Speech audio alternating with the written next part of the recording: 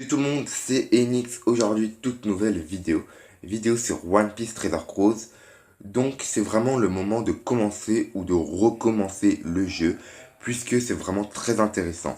Il y a plein de personnages à gagner dans Sugo Fest. Il y a beaucoup de récompenses à récupérer, des gemmes, etc. Il y a beaucoup de quêtes annexes. On peut avoir beaucoup de récompenses. On peut gagner beaucoup d'XP. Donc, c'est vraiment le moment de récupérer de refaire le jeu ou de recommencer le jeu, puisque par exemple moi ça fait à peu près une semaine que j'ai recommencé le jeu et je suis déjà niveau 113 et à l'arc du Jaya dans le mode histoire, même en ayant pas mal joué, je l'avoue. J'ai eu pas mal de 6 étoiles, de bons personnages, etc. Donc je pense que mon compte a un beau potentiel. Donc je vais tout d'abord vous passer une multi que j'ai faite hier soir. Ensuite, je vais vous présenter mon effectif. Après, je vais vous dire toutes les subtilités du jeu pour les débutants. Alors, je ne suis pas un pro, hein, clairement pas. Je suis moi aussi un pré-débutant. Sauf que je ne savais pas toutes les subtilités du jeu en commençant le jeu, donc ça a été galère. Du coup, pour les débutants, ça pourra peut-être servir de savoir toutes les subtilités du jeu pour pas perdre de temps et pour savoir directement ce qu'il faut faire pour par exemple évoluer un personnage ou évoluer ou augmenter l'attaque spéciale d'un personnage, etc. Du coup, c'est parti, je vais vous faire passer ma multi-invocation que j'ai faite hier. Le Fitaro Izorojo qui est très fort. Et ensuite Komo Azaki qui je connais pas son niveau. Carotte qui je pense est très forte. Donc là il y a Usopp qui est pas ouf je pense. Frankie que j'ai déjà. Et du coup, voilà, ça c'est les personnages du détecteur. Et du coup, là, c'est parti. Je lance la multi-invocation. Donc, vous allez voir ce que je vais avoir. Là, je suis assez stressé parce que j'ai quand même farmé pendant assez longtemps. Et du coup, là, je fais 5 crochets du bas parce qu'il paraît que ça porte bonheur. Mais vous allez voir. Du coup, voilà, là, je vais lancer. Et en fait, la multi précédente, j'ai eu 0,6 étoiles. Mais celle d'avant encore, j'ai eu 4 étoiles. Donc, j'ai eu beaucoup de chance. Du coup, là, voilà, j'ai eu une 6 étoiles. Et après, que des ors. Voilà, une 6 étoiles pour l'instant. Voilà. Du coup, là, lui, qui fait partie de l'équipage de Barbe Blanche, je crois, Robin. Bon, ça fiche un petit peu Robin, mais voilà. Du coup, là, c'est que des 4 étoiles. Donc, Octi, qui est pas mal. Voilà. Du coup, là, c'est la 6 étoiles. Et j'ai eu Akainu rouge. J'étais un peu déçu puisque je l'avais déjà. Bon, c'est pas si grave que ça, je vous expliquerai après pourquoi. Du coup, voilà, là j'ai des 4 étoiles, voilà. Voilà. Après, j'ai Sanji, le prochain c'est Zoro, qui n'est pas ouf. Donc voilà.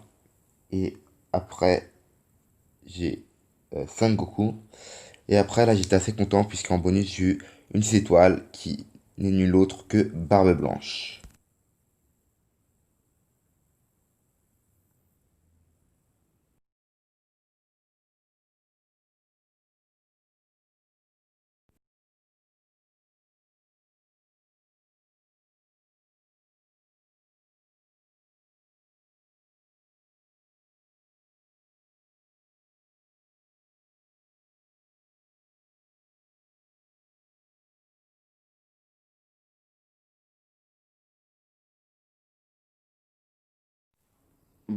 Donc, vous avez vu que j'ai eu un Barbe Blanche bleu et un Akainu que j'avais déjà. Donc, j'étais un peu déçu, mais le Barbe Blanche, j'étais content de l'avoir. Je sais pas s'il est fort, dites-le moi dans les commentaires. Du coup, je vais maintenant vous présenter mon effectif en commençant par la Big Mom 6 étoiles plus que j'ai évolué, qui est dans mon équipe. Vraiment très puissante, en capitaine surtout, qui permet de faire des perfects beaucoup plus facilement et beaucoup plus puissants.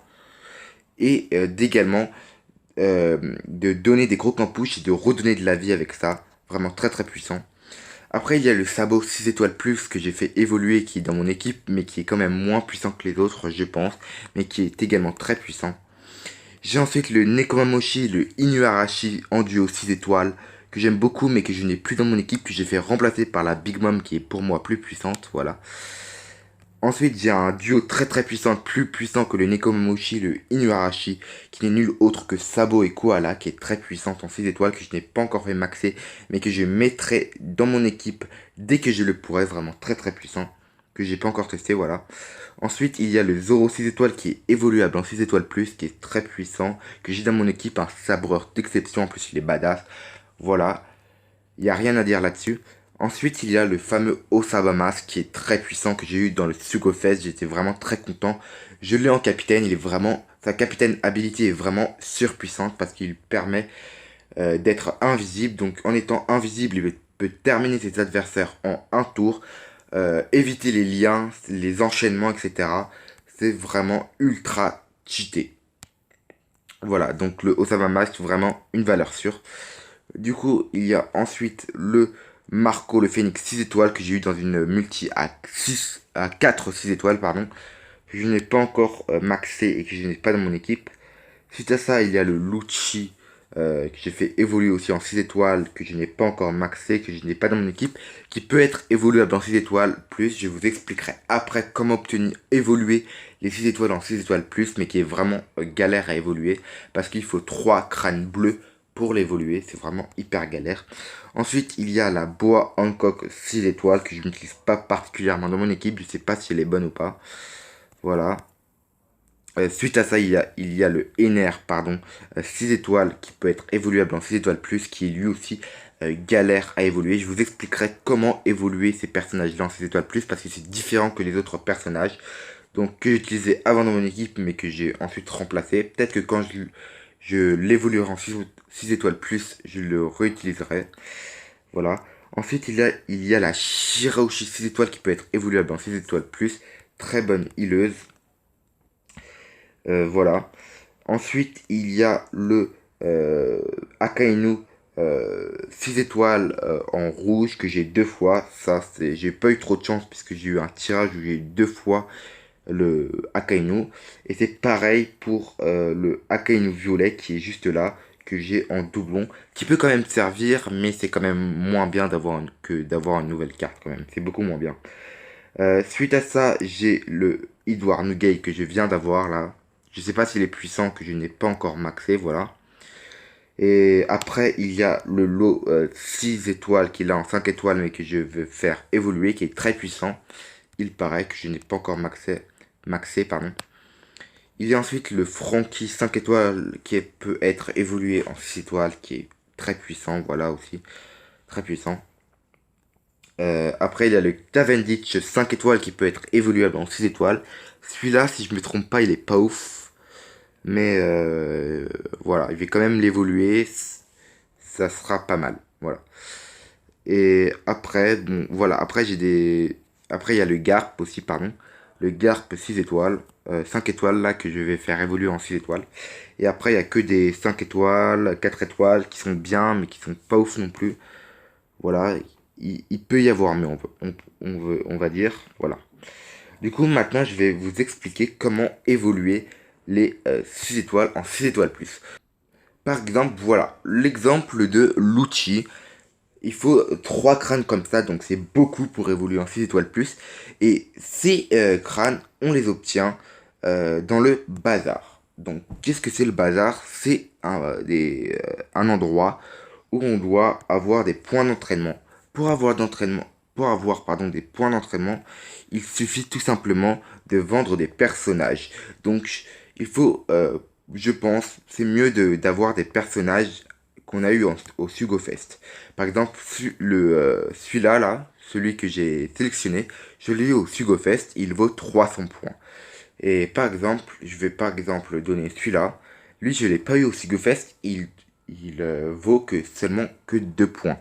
Donc voilà, c'est mieux d'avoir un personnage qui est issu d'un Sugo Fest. Voilà, par exemple, là, j'obtiens 302 points.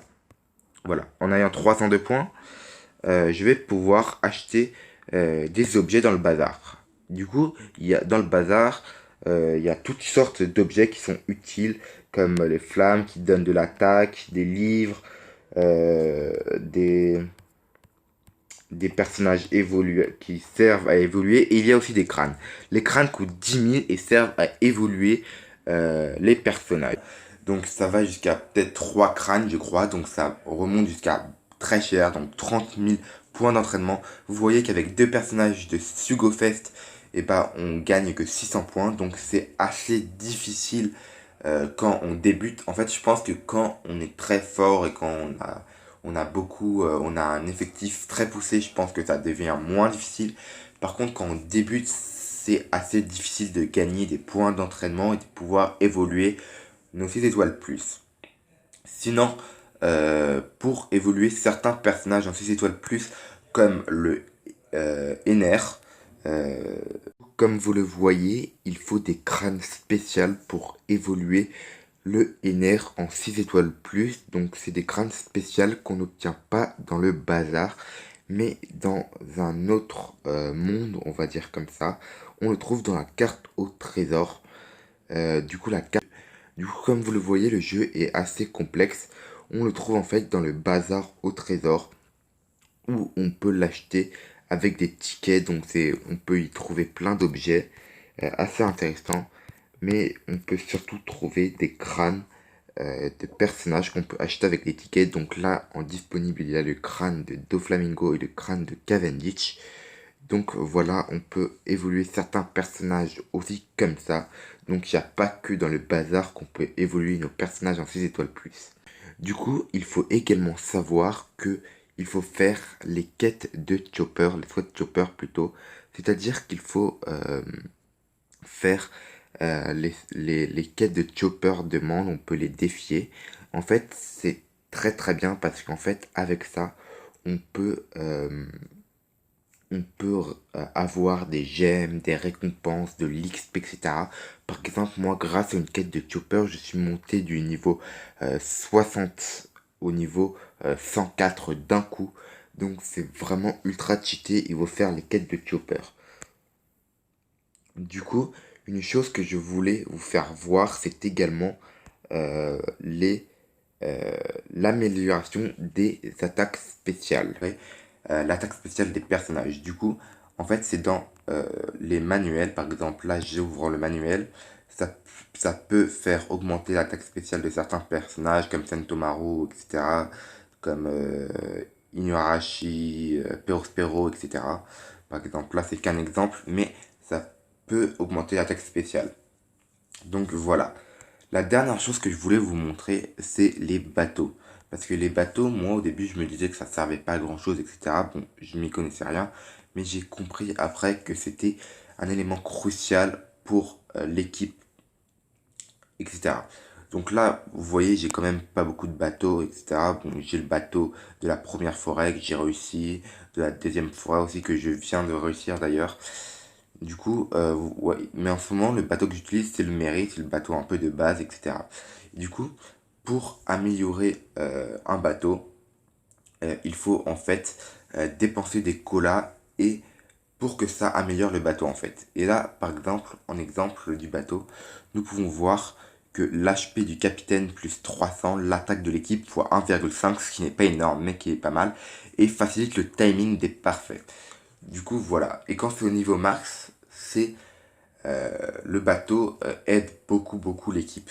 Du coup, là, par exemple, nous pouvons voir que le Barati, c'est l'HP du capitaine plus 1000, ce qui est assez bien, que je n'ai pas niveau max d'ailleurs. Et pour améliorer le bateau niveau max, il faut en fait améliorer avec des colas qu'on obtient dans des quêtes ou dans des quêtes de chopper qui sont très utiles. Et en fait, comme vous voyez, ça marche pas toujours. Il y a des fois où ça rate et on peut pas monter de niveau les bateaux en fait, puisque c'est pas sûr que ça réussit tout le temps en fait. Du coup, voilà. Et ça aide beaucoup parce que tu peux augmenter la vie de ton équipe, tu peux augmenter l'attaque de ton équipe, tu peux augmenter du coup, par exemple le bateau de Mihawk, ça augmente l'attaque et les HP des personnages de classe sabreur fois 1,1. Donc, chaque bateau, il y a chaque aptitude spéciale qui sont à eux et qui peuvent aider l'équipe qu'on a justement dans le jeu. Du coup, voilà, c'était à peu près tout ce que je voulais vous montrer dans les petites subtilités du jeu. Du coup, voilà, cette vidéo est déjà, je pense, assez longue. Elle doit au moins durer 20 minutes. Donc, cela faisait longtemps que je n'avais pas fait de vidéo. Donc, c'était un peu juste pour le fun. Je vous dis pas que je vais refaire des vidéos bientôt. Donc n'hésitez pas à vous abonner à la chaîne de mon pote Whiplash qui fait plein de vidéos de qualité sur PS4, sur FIFA, sur Fortnite, sur un jeu Naruto. Il va bientôt faire un jeu Naruto, etc. Donc moi je vais peut-être faire d'autres vidéos la semaine prochaine ou dans 2 semaines, je sais pas. Donc sinon n'hésitez pas à vous abonner. Je referai du One Piece Treasure Cruise donc, parce que j'adore ce jeu vraiment. Je ferai peut-être d'autres jeux. Je me remettrai peut-être à Dokkan Battle ou des trucs comme ça. Sinon moi je vous dis Janet Janet, à la prochaine. Salut les potes.